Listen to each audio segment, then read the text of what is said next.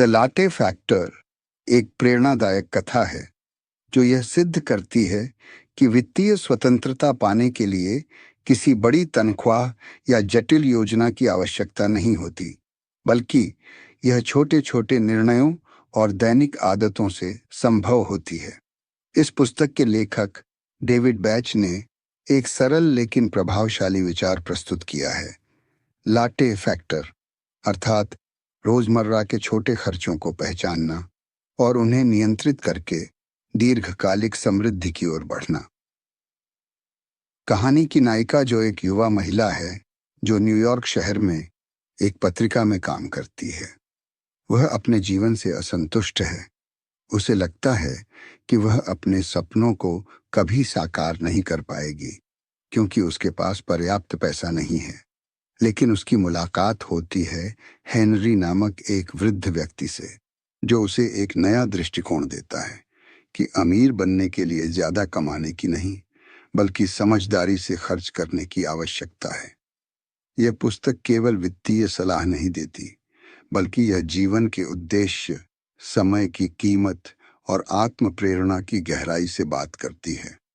हर अध्याय जो कि आंतरिक यात्रा को दर्शाता है, कैसे वह अपने खर्चों को समझती है, अपने सपनों को पुनः जागृत करती है और साहस करती है उन्हें जीने का। द लाटे फैक्टर एक ऐसा विचार है जो हर व्यक्ति के जीवन में लागू हो सकता है। ये हमें सिखाता है कि परिवर्तन की शुरुआत किसी बड़े कदम से नहीं, बल्कि एक छोटे निर्णय से होती है। जब हम अपने खर्चों को समझते हैं, उन्हें नियंत्रित करते हैं और अपने समय को प्राथमिकता देते हैं, तभी हम सच में समृद्ध होते हैं। अध्याय 1। एक हल्की सुबह की शुरुआत होती है जब जो नामक एक युवा महिला न्यूयॉर्क शहर की भीड़ में अपने ऑफिस की ओर बढ़ रही होती है। वह एक साधारण कर्मचारी है जो एक पत्रिका में काम करती है, जो कि जिंदगी बाहर से सामान्य दिखती है, लेकिन भीतर से वह तनाव, असंतोष और वित्तीय उलझनों से जूझ रही है। उसका सपना है कि वह एक फोटोग्राफर बने, दुनिया घूमे और अपने जीवन को अर्थपूर्ण बनाए। लेकिन हर बार जब वह अपने बैंक खाते को देखती है, उसे लगता है कि यह सपना कभी साकार नहीं हो सकता। इस अध्याय में जो कि आंतरिक बेचैनी को विस्तार से दर्शाया गया है, वह सोचती है कि वह पर्याप्त पैसा नहीं कमाती, इसलिए वह अपने सपनों को स्थगित करती रहती है। उसे लगता है कि जब वह ज्यादा कमाने लगेगी, तब वह बचत शुरू करेगी, तब वह यात्रा करेगी, तब वह स्वतंत्र होगी। लेकिन यह तब कभी आता नहीं। एक दिन जो एक पुरानी कॉफी शॉप में जाती है, जहां उसकी मुलाकात होती है हेनरी से, एक वृद्ध व्यक्ति जो वहां नियमित रूप से बैठता है और लोगों को ध्यान से देखता है। हेनरी की आंखों में एक गहराई है और उसकी बातों में एक सादगी, जो को उसकी बातों में एक अजीब आकर्षण महसूस होता है। हेनरी उससे पूछता है, क्या तुम अपने सपनों को जी रही हो? यह प्रश्न जो को भीतर तक झकझोर देता है। हेनरी उसे एक विचार देता है, लाटे फैक्टर। वह कहता है कि जो रोजाना जो छोटी छोटी चीजों पर खर्च करती है, जैसे कॉफी, स्नैक्स या अनावश्यक खरीदारी, वही उसकी वित्तीय स्वतंत्रता में सबसे बड़ी बाधा है। वह उसे समझाता है कि अगर वह इन छोटे खर्चों को बचाना शुरू करे और उन्हें निवेश करे, तो वह कुछ ही वर्षों में अपने सपनों को जी सकती है। इस अध्याय में लेखक यह स्पष्ट करते हैं कि वित्तीय स्वतंत्रता केवल बड़ी तनख्वाह या लॉटरी जीतने से नहीं आती, बल्कि यह छोटे छोटे निर्णयों से बनती है। जो कि कहानी हर उस व्यक्ति की कहानी है जो सोचता है कि जब ज़्यादा पैसा होगा, तब मैं बचत शुरू करूँगा। लेकिन हेनरी उसे दिखाता है कि शुरुआत आज, अभी, इसी क्षण से हो सकती है। अध्याय का अंत एक विचारोत्तेजक दृश्य से होता है, जहां जो कॉफी शॉप से बाहर निकलती है, लेकिन उसके मन में हेनरी की बात गूंज रही होती है। तुम्हें अमीर बनने के लिए ज्यादा कमाने की जरूरत नहीं है, तुम्हें बस समझदारी से खर्च करने की जरूरत है। यह अध्याय पाठक को यह सोचने पर मजबूर करता है कि क्या हम सच में अपने सपनों को जी रहे हैं, या हम उन्हें भविष्य के किसी अनिश्चित दिन के लिए टाल रहे हैं। यह एक आह्वान है, अब जागो, अब बदलो, अब जियो। अध्याय 2। जो अपने ऑफिस पहुंच चुकी है, लेकिन उसके मन में हेनरी की बातों की गूंज अब भी बनी हुई है। वह अपने डेस्क पर बैठती है, कंप्यूटर खोलती है, लेकिन उसका ध्यान काम पर नहीं है। हेनरी ने जो कहा कि वह अपने सपनों को जी नहीं रही है और कि छोटे छोटे खर्चे उसकी स्वतंत्रता को रोक रहे हैं, वह विचार उसके भीतर गहराई से उतर चुका है। इस अध्याय में जो कि आंतरिक उथल पुथल को विस्तार से दर्शाया गया है, वह अपने खर्चों की सूची बनाती है। हर दिन की कॉफी, बाहर का खाना, कपड़ों की खरीदारी और अन्य छोटी छोटी चीजें जो उसे तात्कालिक सुख देती हैं, लेकिन दीर्घकालिक रूप से उसे आर्थिक रूप से जकड़ती हैं। वह देखती है कि महीने के अंत में उसके पास बचत के नाम पर कुछ नहीं होता। वह यह भी महसूस करती है कि वह अपने जीवन को नियंत्रित नहीं कर रही, बल्कि जीवन उसे नियंत्रित कर रहा है। जो अपने सहकर्मियों से बात करती है और पाती है कि वे भी उसी भ्रम में जी रहे हैं, जब ज्यादा पैसा होगा तब हम बचत करेंगे। लेकिन हेनरी की बातों ने उसके भीतर एक बीज बो दिया है। वह अब सवाल पूछने लगी है, क्या सच में ज्यादा कमाना ही समाधान है, या फिर कम खर्च करना और समझदारी से निवेश करना ही असली रास्ता है। इस अध्याय में लेखक यह दर्शाते हैं कि वित्तीय स्वतंत्रता की यात्रा आत्मनिरीक्षण से शुरू होती है, जो अब अपने जीवन को एक नई दृष्टि से देखने लगी है। वह अपने सपनों को फिर से याद करती है, फोटोग्राफी, यात्रा, स्वतंत्रता। वह महसूस करती है कि वह इन सपनों को जी सकती है, यदि वह अपने खर्चों को नियंत्रित करे और उन्हें सही दिशा में लगाए। अध्याय के मध्य में जो एक ऑनलाइन कैलकुलेटर का उपयोग करती है, जहां वह देखती है कि यदि वह रोज की कॉफी पर खर्च होने वाले पैसे को बचाकर निवेश करे, तो वह कुछ ही वर्षों में लाखों की राशि जमा कर सकती है।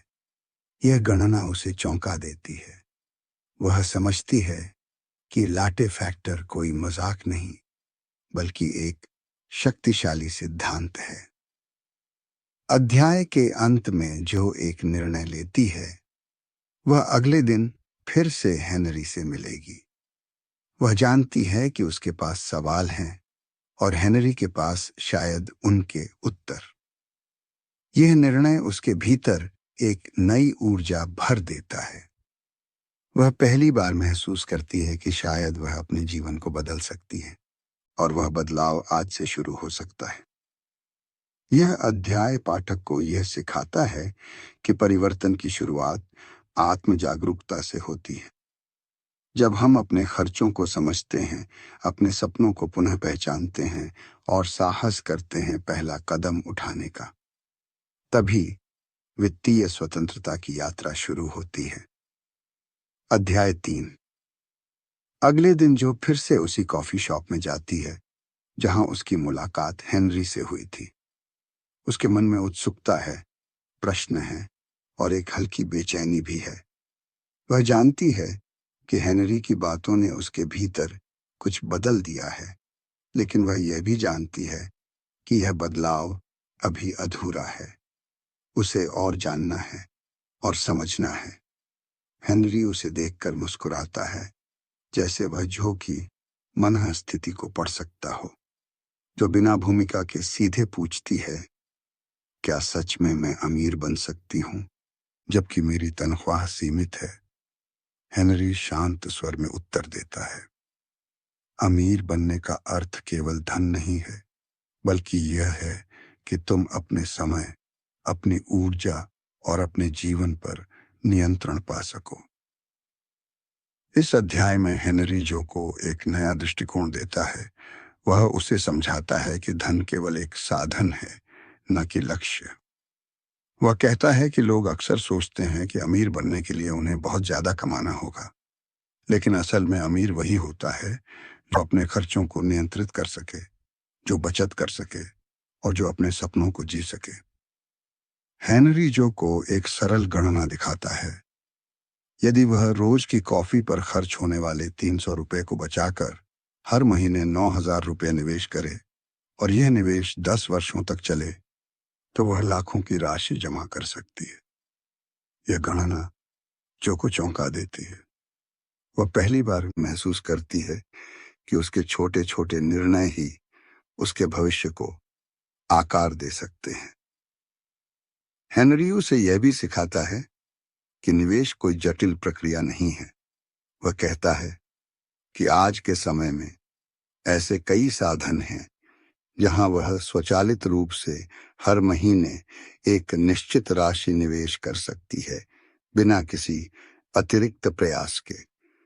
वह जो को यह विचार देता है कि वह अपने बैंक खाते से हर महीने एक निश्चित राशि सीधे निवेश खाते में स्थानांतरित कर दे। इससे वह बिना सोचे समझे बचत और निवेश कर सकेगी। जो इस विचार से प्रेरित होती है, वह सोचती है कि वह अपने जीवन को बदल सकती है यदि वह आज से शुरुआत करे। वह अपने मोबाइल पर एक नोट बनाती है, हर महीने 9,000 रुपये बचाना और निवेश करना। यह नोट उसके लिए एक वचन बन जाता है। अध्याय के अंत में हेनरी जो से कहता है, तुम्हें अपने जीवन को बदलने के लिए किसी जादू की जरूरत नहीं है। तुम्हें बस यह समझने की जरूरत है कि तुम्हारा पैसा तुम्हारी शक्ति है। यह वाक्य जो के भीतर गूंजता है और वह पहली बार अपने भविष्य को स्पष्ट रूप से देख पाती है।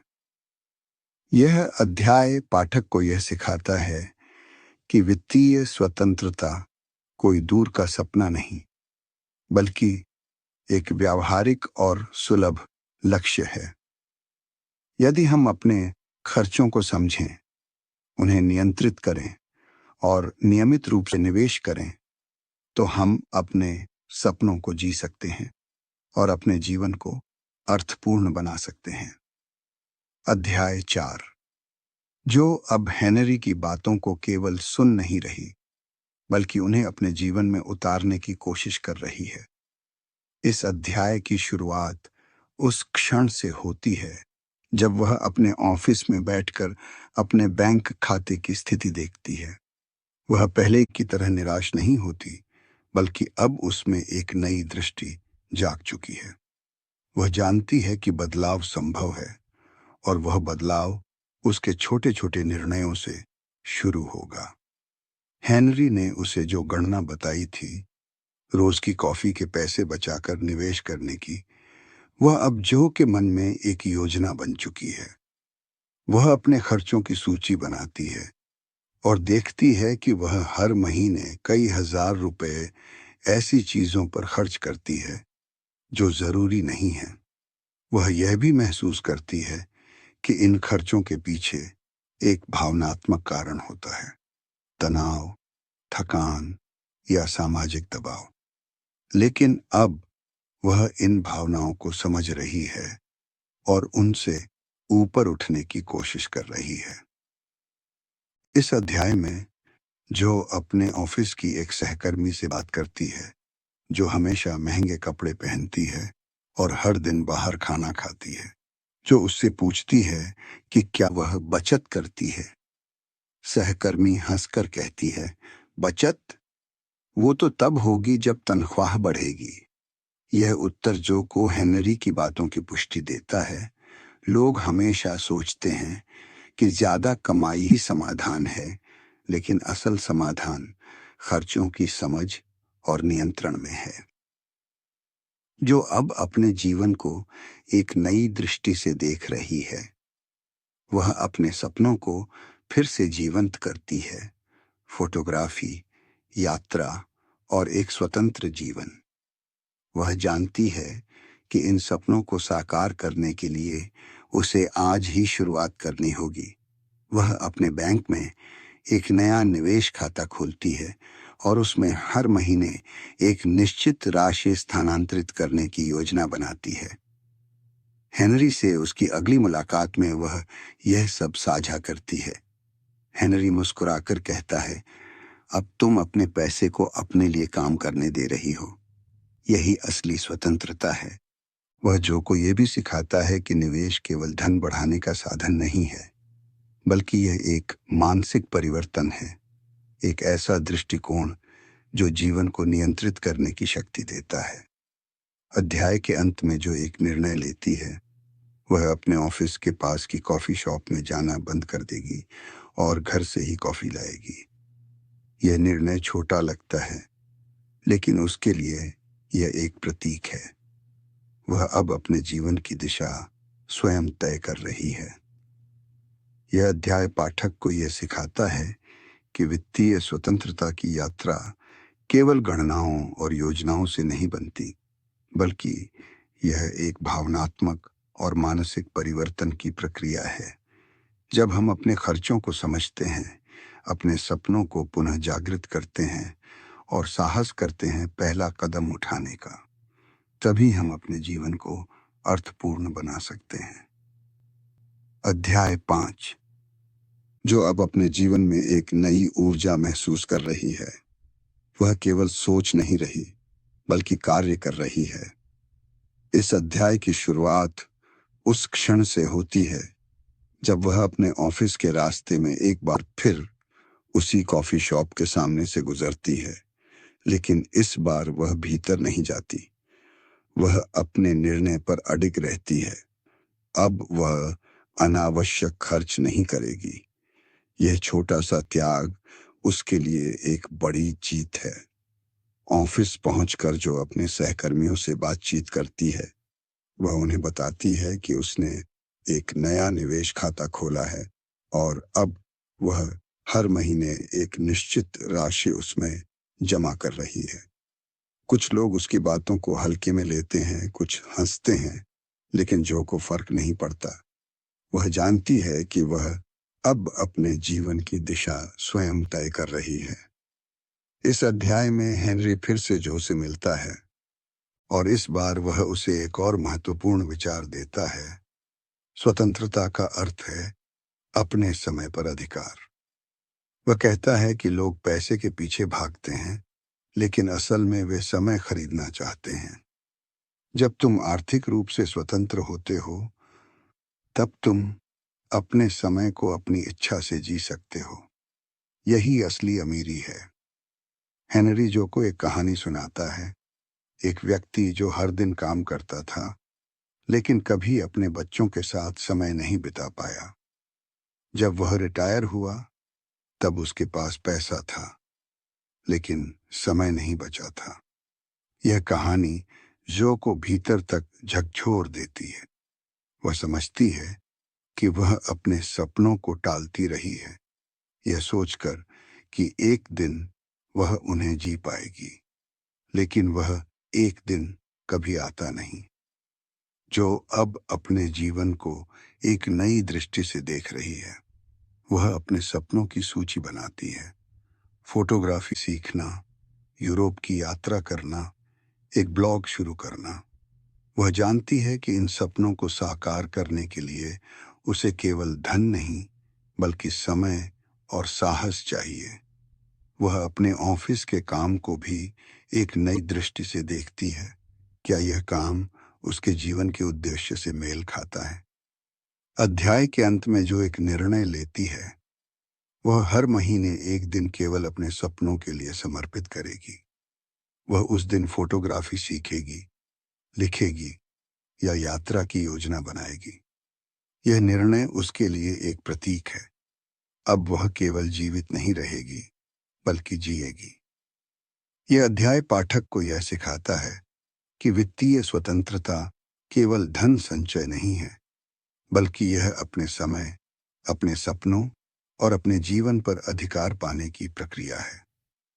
जब हम अपने खर्चों को नियंत्रित करते हैं, अपने सपनों को प्राथमिकता देते हैं और साहस करते हैं उन्हें जीने का, तभी हम सच में स्वतंत्र होते हैं। अध्याय 6। जो अब अपने जीवन में एक नई दिशा महसूस कर रही है। वह केवल वित्तीय स्वतंत्रता की ओर नहीं बढ़ रही, बल्कि अपने भीतर के सपनों को भी पुनः जीवंत कर रही है।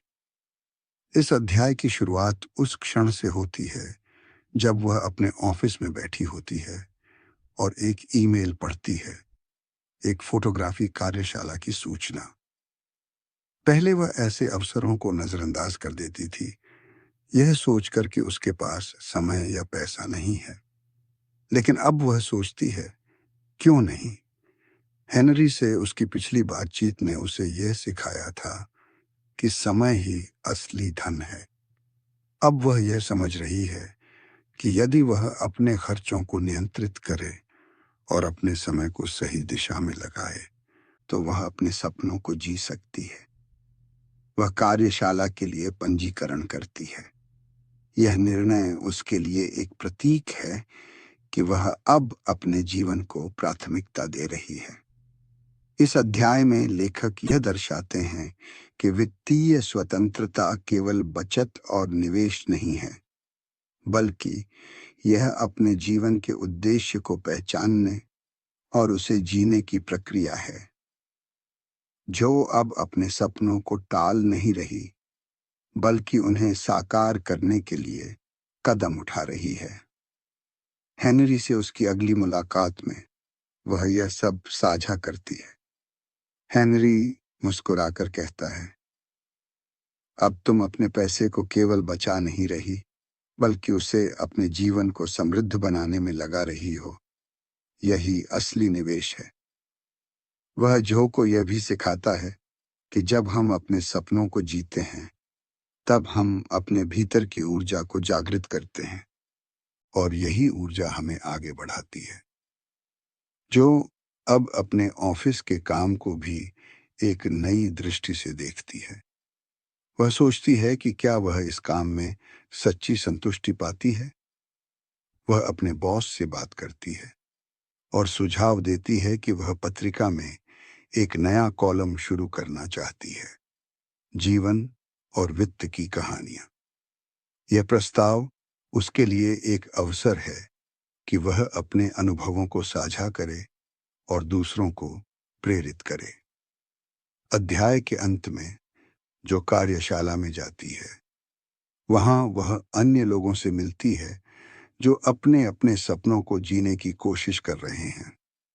वह महसूस करती है कि वह अकेली नहीं है। हर कोई किसी न किसी रूप में लाटे फैक्टर से जूझ रहा है, छोटे खर्चों, बड़े सपनों और सीमित विश्वासों के बीच फंसा हुआ। लेकिन अब वह जानती है कि बदलाव संभव है।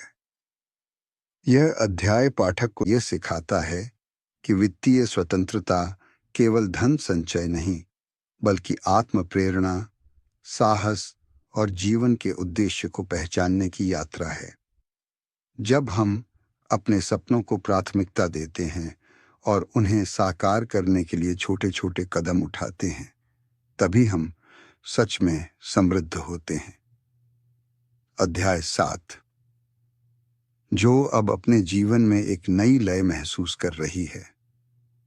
वह केवल वित्तीय स्वतंत्रता की दिशा में नहीं बढ़ रही, बल्कि अपने भीतर के सपनों को भी साकार करने के लिए सक्रिय रूप से प्रयास कर रही है। इस अध्याय की शुरुआत उस क्षण से होती है जब वह एक शांत सुबह में अपने कैमरे के साथ बाहर निकलती है। वह शहर की गलियों, लोगों के चेहरों और प्रकृति की हलचल को अपने लेंस में कैद करती है। यह अनुभव उसके लिए केवल एक शौक नहीं, बल्कि आत्मा की आवाज है। इस अध्याय में लेखक यह दर्शाते हैं कि जब कोई व्यक्ति अपने सपनों को जीने लगता है तो उसके भीतर एक नई ऊर्जा जागती है, जो अब हर दिन को एक अवसर की तरह देखती है। वह अपने खर्चों को नियंत्रित कर रही है, नियमित रूप से निवेश कर रही है और साथ ही अपने समय को अपने सपनों के लिए समर्पित कर रही है। यह संतुलन ही उसकी असली समृद्धि है। हेनरी से उसकी अगली मुलाकात में वह यह सब साझा करती है। हेनरी उसे एक और महत्वपूर्ण विचार देता है। जीवन का उद्देश्य केवल जीवित रहना नहीं, बल्कि पूर्णता से जीना है। वह कहता है कि जब हम अपने समय, ऊर्जा और धन को अपने मूल्यों के अनुरूप लगाते हैं, तब हम सच में समृद्ध होते हैं। जो इस बात को गहराई से समझती है, वह अब अपने जीवन को केवल एक नौकरी या तनख्वाह के आधार पर नहीं देखती, बल्कि एक यात्रा के रूप में देखती है। एक ऐसी यात्रा जिसमें हर निर्णय, हर खर्च और हर क्षण का अर्थ है। इस अध्याय में जो अपने ऑफिस में एक प्रस्तुति देती है जिसमें वह लाटे फैक्टर के सिद्धांत को साझा करती है, वह अपने सहकर्मियों को दिखाती है कि कैसे छोटे छोटे खर्चों को नियंत्रित करके वे अपने सपनों को साकार कर सकते हैं। उसकी बातों में सच्चाई और अनुभव की शक्ति होती है और लोग उसकी बातों को गंभीरता से सुनते हैं। यह क्षण जो के लिए एक मोड़ है, अब वह केवल सीख नहीं रही, बल्कि सिखा भी रही है। अध्याय के अंत में जो अपने घर लौटती है और अपने निवेश खाते की स्थिति देखती है, वह देखती है कि कुछ ही महीनों में उसकी बचत बढ़ी है और वह अब अपने यूरोप यात्रा के सपने को साकार करने के करीब है। वह एक डायरी में लिखती है, मैंने सोचा था कि मुझे ज्यादा कमाने की जरूरत है, लेकिन अब समझती हूं कि मुझे बस समझदारी से जीने की जरूरत थी। यह अध्याय पाठक को यह सिखाता है कि वित्तीय स्वतंत्रता केवल धन संचय नहीं, बल्कि जीवन के उद्देश्य को पहचानने, उसे जीने और दूसरों को प्रेरित करने की प्रक्रिया है। जब हम अपने सपनों को प्राथमिकता देते हैं और उन्हें साकार करने के लिए छोटे छोटे कदम उठाते हैं, तभी हम सच में समृद्ध होते हैं। अध्याय 8। जो अब अपने जीवन की दिशा को स्पष्ट रूप से पहचान चुकी है, वह केवल वित्तीय स्वतंत्रता की ओर नहीं बढ़ रही, बल्कि अपने भीतर के उद्देश्य को भी जी रही है। इस अध्याय की शुरुआत उस क्षण से होती है जब वह अपने निवेश खाते की स्थिति देखती है और पाती है कि उसकी बचत धीरे धीरे बढ़ रही है। यह वृद्धि कोई चमत्कार नहीं, बल्कि उसके निरंतर छोटे छोटे निर्णयों का परिणाम है।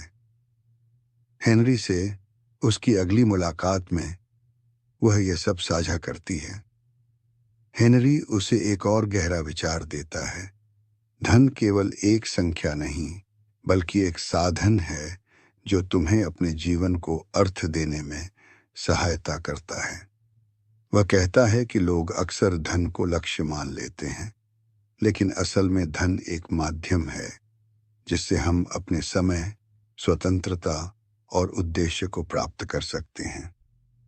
इस अध्याय में जो अपने जीवन के उन पहलुओं पर ध्यान देती है जिन्हें वह पहले नजरअंदाज करती थी, वह अपने रिश्तों, अपने स्वास्थ्य और अपनी रचनात्मकता को प्राथमिकता देने लगती है। वह समझती है कि जब हम वित्तीय रूप से सजग होते हैं, तब हम मानसिक रूप से भी अधिक स्वतंत्र होते हैं। यह स्वतंत्रता हमें अपने जीवन को गहराई से जीने की शक्ति देती है। जो अब अपने ऑफिस में एक नई भूमिका निभा रही है, वह अपने सहकर्मियों को वित्तीय जागरूकता के विषय में प्रेरित करती है। वह उन्हें बताती है कि कैसे उन्होंने लाटे फैक्टर को समझकर अपने जीवन को बदल दिया। उसकी बातें अब केवल व्यक्तिगत अनुभव नहीं, बल्कि एक आंदोलन बन रही हैं, एक ऐसी सोच जो लोगों को अपने खर्चों, अपने समय और अपने सपनों के प्रति सजग बना रही है। अध्याय के मध्य में जो एक सार्वजनिक कार्यक्रम में भाग लेती है, जहां वह अपने अनुभव साझा करती है, वहां उपस्थित लोग उसकी कहानी से प्रेरित होते हैं। वे समझते हैं कि वित्तीय स्वतंत्रता कोई दूर का सपना नहीं, बल्कि एक व्यावहारिक और सुलभ लक्ष्य है। जो कि कहानी उन्हें यह विश्वास देती है कि वे भी अपने जीवन को बदल सकते हैं। अध्याय के अंत में जो एक पत्रिका में अपना पहला लेख प्रकाशित करती है, छोटे खर्चों से बड़ा जीवन, यह लेख उसके लिए एक प्रतीक है कि वह अब केवल एक पाठक नहीं, बल्कि एक लेखक, एक मार्गदर्शक बन चुकी है। वह जानती है कि उसकी यात्रा अभी समाप्त नहीं हुई, बल्कि अब वह दूसरों की यात्राओं का हिस्सा बन रही है। यह अध्याय पाठक को यह सिखाता है कि जब हम अपने जीवन को सजगता से जीते हैं, अपने खर्चों को समझते हैं और अपने समय को प्राथमिकता देते हैं, तब हम न केवल स्वयं को बदलते हैं, बल्कि दूसरों को भी प्रेरित करते हैं। वित्तीय स्वतंत्रता केवल व्यक्तिगत लाभ नहीं, बल्कि सामाजिक जागरूकता और सामूहिक परिवर्तन की शक्ति है। अध्याय 9, जो कि यात्रा अब एक पूर्ण चक्र में प्रवेश कर चुकी है। वह उस स्थान पर पहुंच गई है जहां वह केवल वित्तीय रूप से सजग नहीं, बल्कि मानसिक रूप से स्वतंत्र भी हो चुकी है। इस अध्याय की शुरुआत उस क्षण से होती है जब वह एक शांत सुबह में अपनी डायरी खोलती है और पिछले कुछ महीनों की घटनाओं को पढ़ती है। हेनरी से पहली मुलाकात, लाटे फैक्टर की खोज, निवेश की शुरुआत, फोटोग्राफी कार्यशाला और अपने लेख का प्रकाशन। हर पंक्ति में उसे अपने भीतर का परिवर्तन स्पष्ट रूप से दिखाई देता है। हेनरी से उसकी अंतिम मुलाकात इस अध्याय का केंद्रीय बिंदु है। वह अब हेनरी को एक मार्गदर्शक नहीं, बल्कि एक मित्र की तरह देखती है। हेनरी उसे एक अंतिम विचार देता है, तुमने जो सीखा है उसे केवल अपने तक सीमित मत रखो, इसे साझा करो, फैलाओ और दूसरों को भी जागृत करो। यह वाक्य जो के भीतर एक नई जिम्मेदारी जगाता है। वह जानती है कि उसकी कहानी केवल उसकी नहीं, बल्कि उन लाखों लोगों की है जो अपने सपनों को टालते रहते हैं, यह सोचकर कि उनके पास पर्याप्त पैसा नहीं है। इस अध्याय में जो अपने जीवन को एक नई दृष्टि से देखती है, वह अब केवल एक कर्मचारी नहीं, बल्कि एक प्रेरक बन चुकी है। वह अपने लेखों के माध्यम से लोगों को जागरूक कर रही है, उन्हें सिखा रही है कि कैसे छोटे छोटे खर्चों को नियंत्रित करके वे अपने जीवन को बदल सकते हैं। वह अब अपने समय को अपने मूल्यों के अनुरूप जी रही है, फोटोग्राफी, लेखन और दूसरों की सहायता। अध्याय के मध्य में जो एक सार्वजनिक मंच पर बोलती है, वहां वह अपनी कहानी साझा करती है और लोग उसकी बातों से प्रेरित होते हैं। वह उन्हें बताती है कि लाटे फैक्टर कोई जादू नहीं, बल्कि एक दृष्टिकोण है। एक ऐसा दृष्टिकोण जो हमें अपने खर्चों, अपने समय और अपने सपनों के प्रति सजग बनाता है। उसकी बातों में अनुभव, सच्चाई और आत्मा की गहराई होती है। अध्याय के अंत में जो एक पार्क में बैठी होती है अपने कैमरे के साथ, वह एक बच्चे की मुस्कान को कैद करती है और उस क्षण में उसे महसूस होता है कि वह सच में जी रही है। वह अब अपने जीवन को टाल नहीं रही, बल्कि हर क्षण को पूर्णता से जी रही है। वह जानती है कि उसकी यात्रा अभी समाप्त नहीं हुई, बल्कि अब वह दूसरों की यात्राओं का हिस्सा बन चुकी है। यह अंतिम अध्याय पाठक को यह सिखाता है कि वित्तीय स्वतंत्रता केवल व्यक्तिगत लाभ नहीं, बल्कि सामाजिक जागरूकता और सामूहिक परिवर्तन की शक्ति है। जब हम अपने जीवन को सजगता से जीते हैं, अपने सपनों को प्राथमिकता देते हैं और दूसरों को प्रेरित करते हैं, तभी हम सच में समृद्ध होते हैं। इस प्रकार द लाटे फैक्टर की यात्रा केवल एक व्यक्ति की कहानी नहीं, बल्कि एक विचार है कि हर कोई, चाहे उसकी आय कितनी भी हो, अपने जीवन को बदल सकता है। शुरुआत बस एक छोटे निर्णय से होती है।